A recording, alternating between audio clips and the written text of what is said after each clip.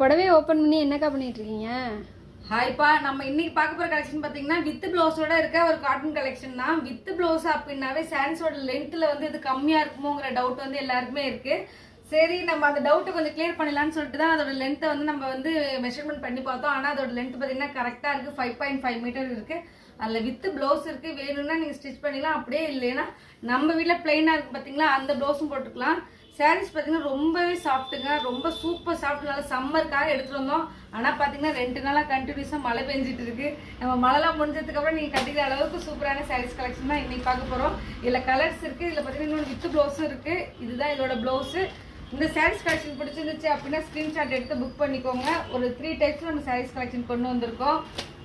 ரொம்ப அழகான சாரீஸ் கலெக்ஷன், நல்லா பெரிய பெரிய ஃப்ளார் டிசைன்ஸ் போட்ட கலெக்ஷன்ஸ். இதெல்லாம் சாரீஸில் பற்றின எதுவும் டவுட் இருந்துச்சுனாலுமே நீங்கள் மெசேஜ் பண்ணி கேட்டிங்கன்னா இதோட ஓப்பன் இமேஜ் எல்லாமே கொடுத்துருவாங்க.